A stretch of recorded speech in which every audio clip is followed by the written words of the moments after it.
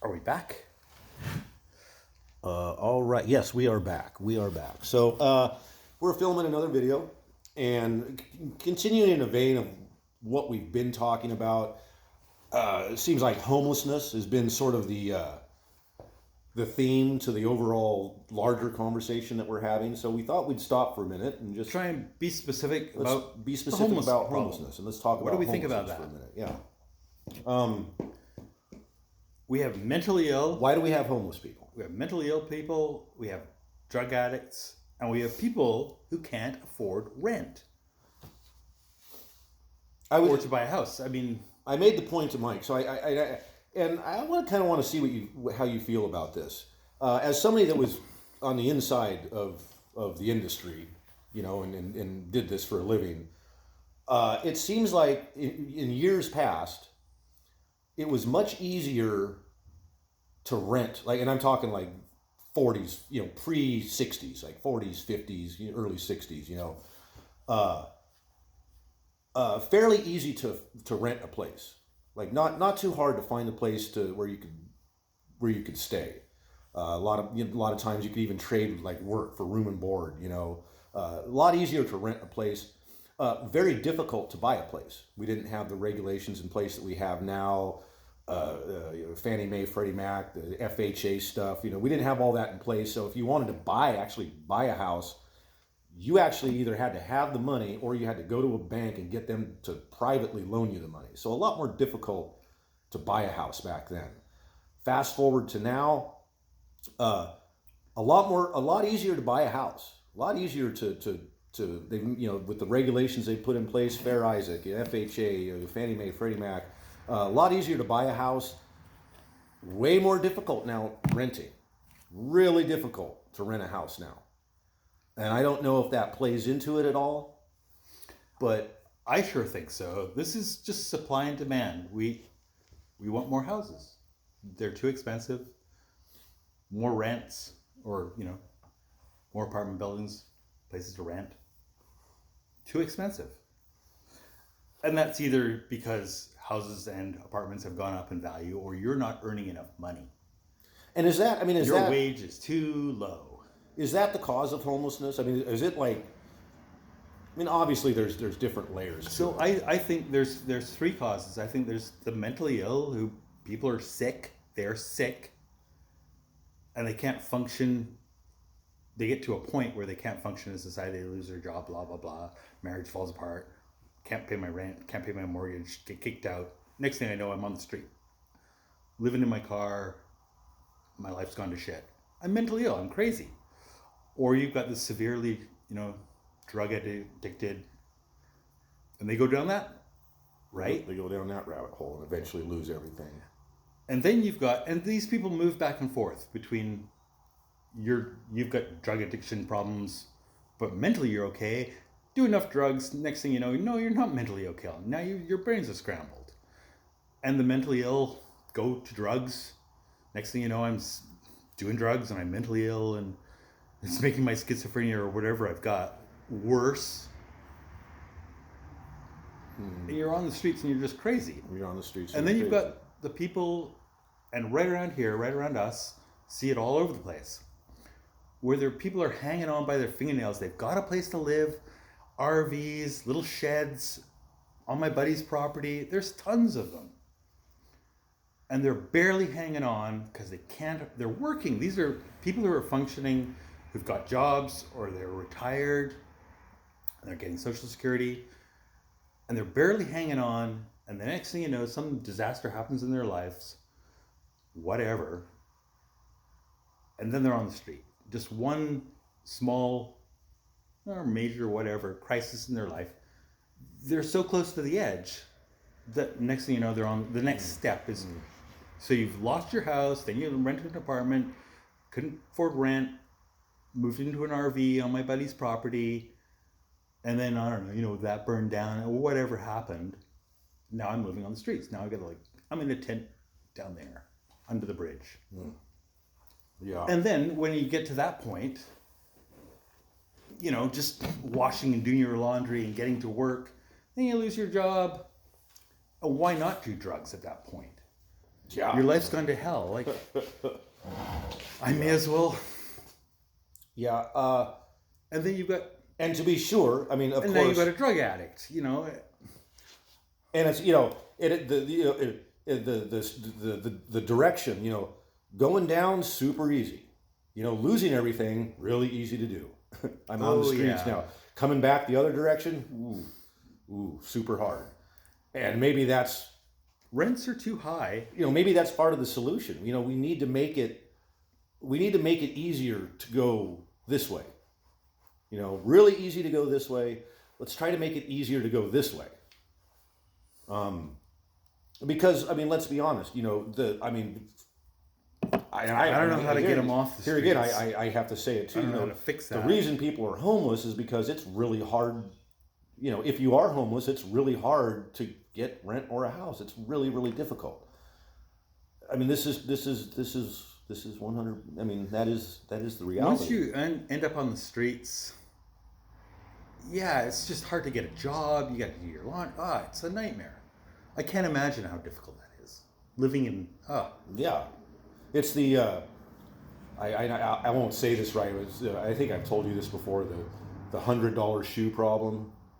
no. Have I told you? So you have a pair of shoes. You have two pairs of shoes. One costs $10 and the other one costs $100. And I'm going to get these numbers wrong, but you'll get what I'm trying to say. One pair of shoes costs $10. The other pair costs $100. The $10 shoes only last 1 year. The $100 shoes will last for 20 years. Right? So the poor person, they can't afford the $100 shoes. So they have to buy the $10 shoes. And they have, because they can afford $10. They can afford $10 once a year. I see what you're saying. Yeah. The rich person can afford the $100 shoes. And so if you do the math, you know, the poor person actually, over the course of 20 years, the rich person only has to spend $100, whereas the poor person actually has to spend $200 to wear shoes. It's called the shoe problem. And it's an example of how poverty begets poverty. Right. Like right. it's hard to get right. out of that cycle of the, you know. I think there's a lot of, with the houses, they should save more, you know, save their money and be more responsible. But really, the rents are too much. Or the wages too low. And it's both.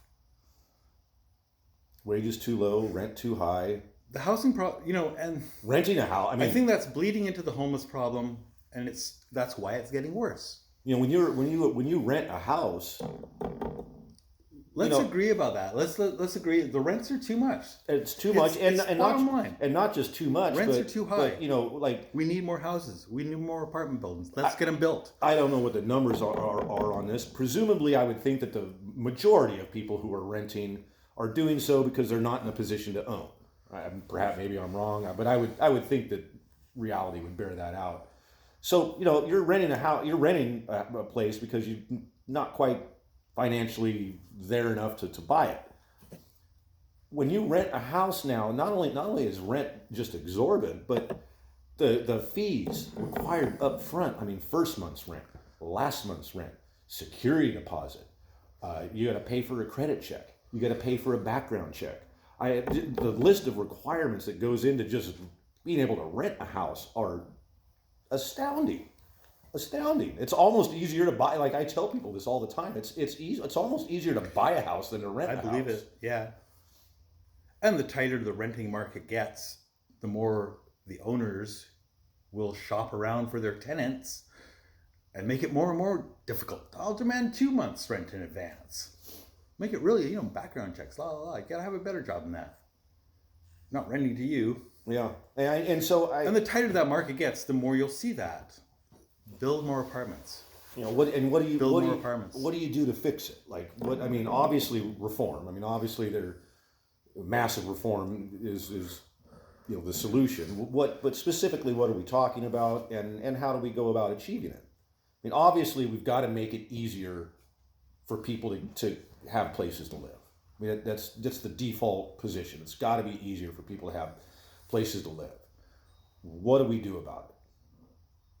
Is it all politics? Is it it's just politics, and we've got to try to figure out how to... That's how I see it. Politics at a fairly local level, rezone the properties, allow people to build houses, get the regulation out of the way, stop with the environmental we got to study that. Oh, I don't know about you. You building your house, your apartment building there.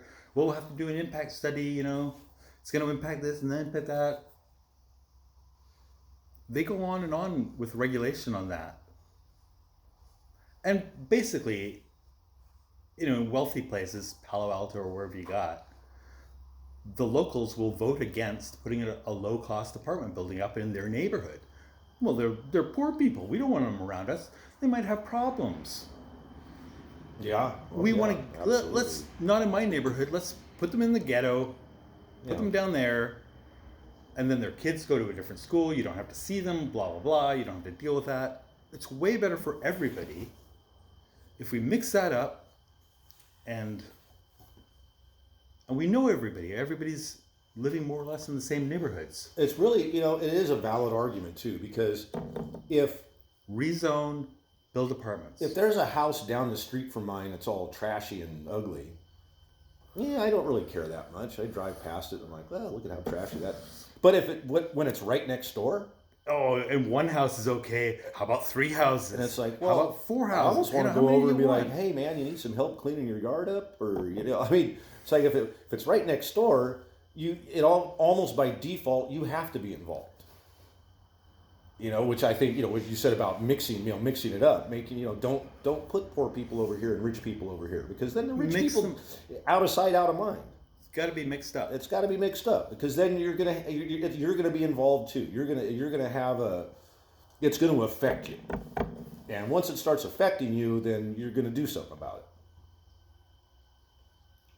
Hopefully. Hopefully. You should. Hopefully you should want to, at least. And I think that would play out, because... And I think rich people understand this. I think people do. Listen, Jeff Bezos doesn't want to live next door to a trailer park.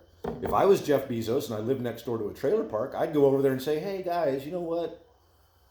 I don't like the way this looks over here. I'm going to rip your trailer park down and I'm going to put up houses for everybody. I'm going to throw $10 million at you, and because I don't want to live next door to a trailer park.